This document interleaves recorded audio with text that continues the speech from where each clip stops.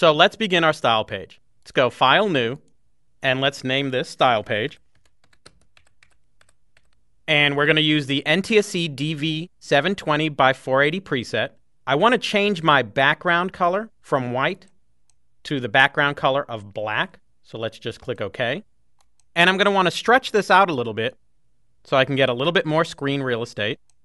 And what we're going to do is we're going to have to create a new layer. So I'm going to go down here, create a new layer, and let's add the filter render clouds.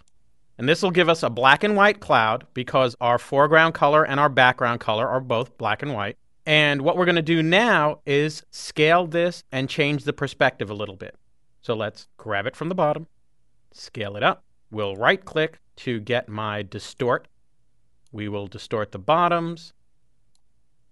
I'm going to right click again, get scale, and we'll scale the width. And let's just double click to set that in place.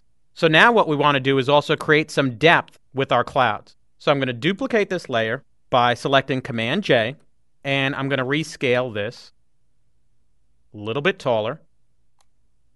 Just double click to set that in. And I'm going to set that to an overlay transfer mode. I'm going to duplicate this layer one more time and resize this. So we're getting a little bit more patterns in our clouds. I can even go back to this layer and size this back down just a little bit, maybe around here. Once I'm comfortable with what I have, I can start with a new layer. So I'm going to go to the top here, create a new layer, because now I'm going to mask or soften this area down here so I don't have this hard edge. So the new layer is going to be black. So I'm going to select Command Delete and on the PC, Control, filling that to a black layer. I'm going to mask this layer out so that we only see the top half. So I'm going to go into my channel mask. I'm going to get my gradient tool, and let's just drag down. And of course, I always go the wrong direction. Let's drag up. And you can kind of adjust this how you want to soften this up. And you can notice the white area in here and the black area in here is allowing me to see what's under it. So the white area is showing me the black. So right in here is the black area. If I actually just hold this down for a second, you can see that's what's being masked out.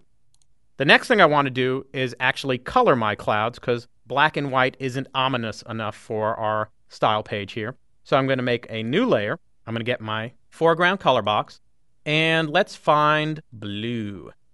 So that's a good blue. Now this is really important here. Color safe for NTSC. If you go into this area here, you're probably going to go to a blue that is not color safe. I always recommend going a little bit towards the green and also staying a little bit duller than you would want. So anything up here would be too sharp. So right about here is good. Let's click OK. And let's fill this holding down Option Delete on the Mac or Alt Delete on the PC to fill this layer, the foreground color. So I'm going to go back to my Move tool here, and we're going to go to our transfer modes, and let's switch this to an overlay mode. And that'll put in blue in our light areas, so this will give us an ominous feel to our clouds. So now what we need to do is add a lightning layer. So we're going to create a new layer. I'm going to switch my foreground and background color boxes back to black and white, and let's add the filter clouds because it's remembered the last effect that I used. And we're going to change these clouds into lightning. I want to give credit to Scott Kelby because he's the one who actually showed me how to do this. So what we need to do, filter, render, difference clouds. That'll swap those out. We're going to adjust the levels. So let's drag the white level all the way to the left. This will totally blow this out. The next thing we're going to do, image, adjust, invert. So now we have these white lightning layers. Now we're going to need to colorize the lightning. So we're going to go to Image, Adjust, Hue and Saturation. Let's move this off so we can see the changes. We'll switch this to Colorize. We'll drag the hue all the way up to about 200. And let's drag up the saturation a little above 50. So now we have blue lightning. Let's set that in. And I don't want all of this extra lightning around here, so we're going to have to mask some of that out. So let's get our lasso tool and just cut the lightning out. So dragging around, dragging around, dragging around till we complete that. Fill that with black. Okay, we're also going to get rid of a little bit of the lightning at the top here and here. So we'll lasso around that. And let's clean this up a little bit more, just filling this black.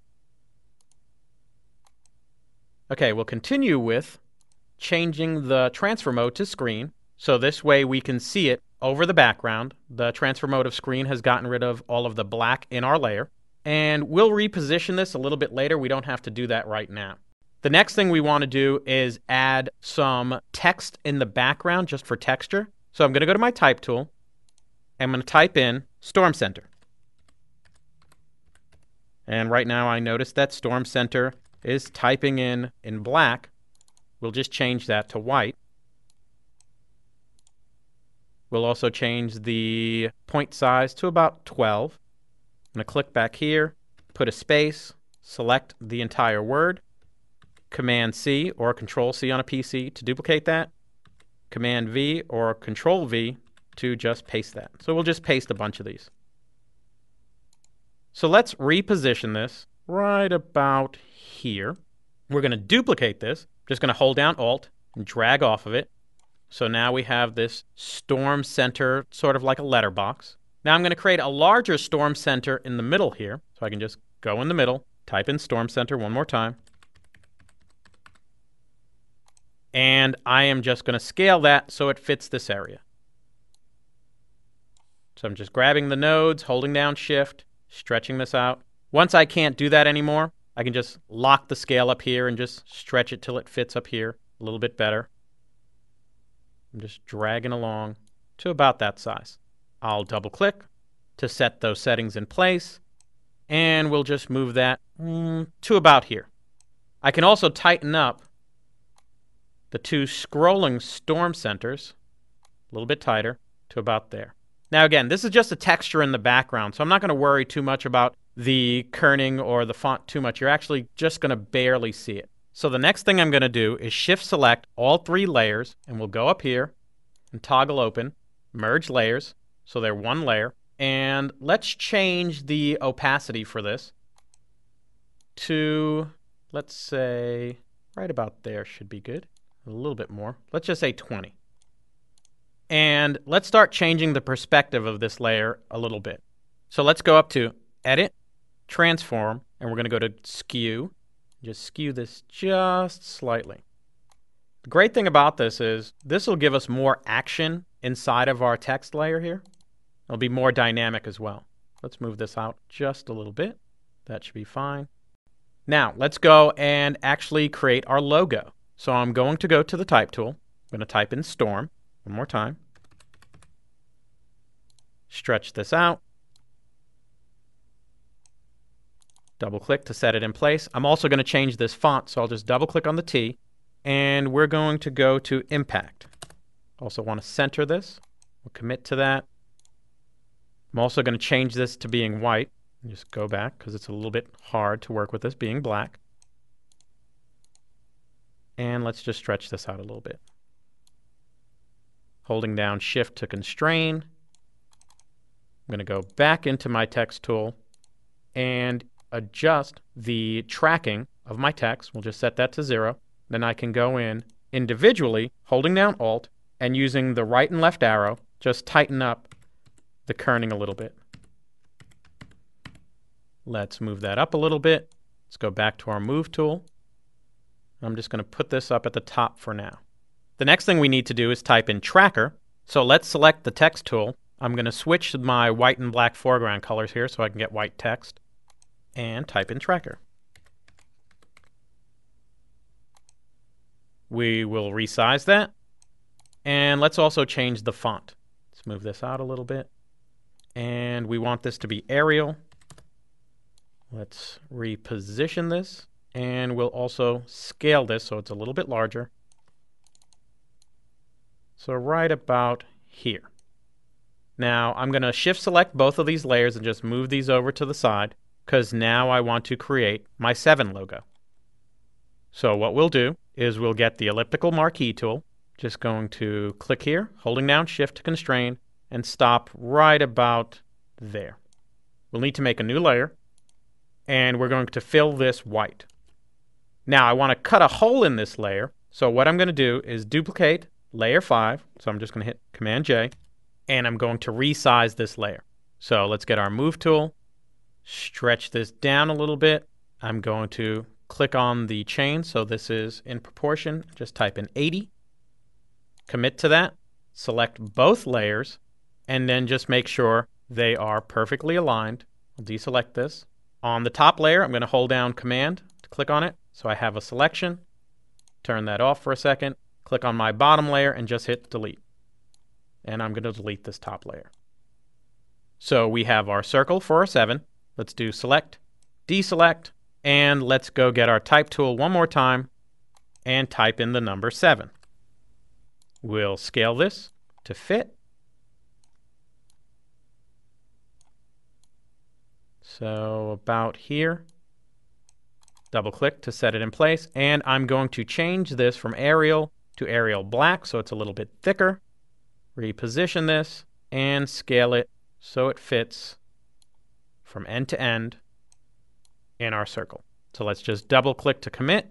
So the next thing we want to do is rasterize the 7. So I'm just going to right click and rasterize my type. And the reason we're doing this is I want to cut out this little edge that's coming outside of the circle. So let's just get our rectangular marquee tool, select, hit delete, and that's all we have to do. So these two layers, I can shift select and just merge those layers together. So now we have our 7, our storm tracker. So let's resize this so it fits a little bit better inside of our logo. Double click to commit, move that over. Actually, I'm going to line this up and then move it over holding shift so it constrains the position. And I'm going to select all 3 layers and merge those together. Merge layers, and then just move these. And I can also resize these. So let's just resize them. I can also go in, once these are resized, I can go in and distort them a little bit. So let's right click, distort. And what I'm going to want to do is just make it seem like they're in 3D. So the 7's a little bit bigger. The storm is a little bit smaller. So it's going back in perspective. And just double click to commit and reposition that about here. Now that we've repositioned this, let's add some color to this. So I'm going to add a golden type gradient to this. So I'm going to change my foreground color box to a nice yellow. Now here's the trick. Do not go yellow-green. Yellow-green is not NTSC safe. Try and stay a little bit in the yellow-orange range. So we're going to go a light yellow-orange right about here. Click OK. In our background color, we're going to go a deeper orange right about here. Let's go there. And we're going to want to lock our transparency so that we only fill in this area. I'm going to get my gradient tool, and I'm going to start from the 7 and drag towards the S. So we have a lighter 7 and a darker S. And I can even change that a little bit so it seems like this is glowing and this is going into the background. Let's get our Move tool again, and I'll reposition this just up a little bit higher.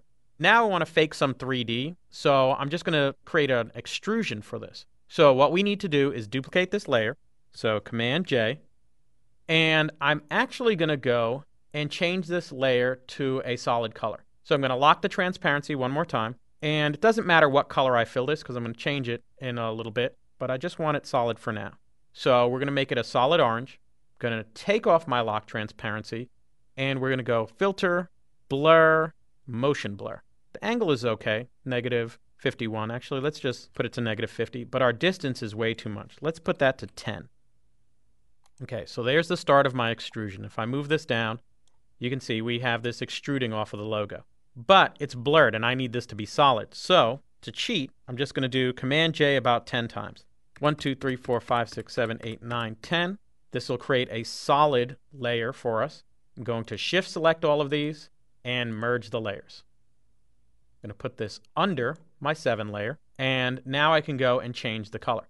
Now, one of the things you can see is that we're getting some distortion here, and that's because our pixels are set up for D1 DV-NTSC. Now, I'm going to switch these to squares so I don't get any jaggies here. So let's just set that to square for now.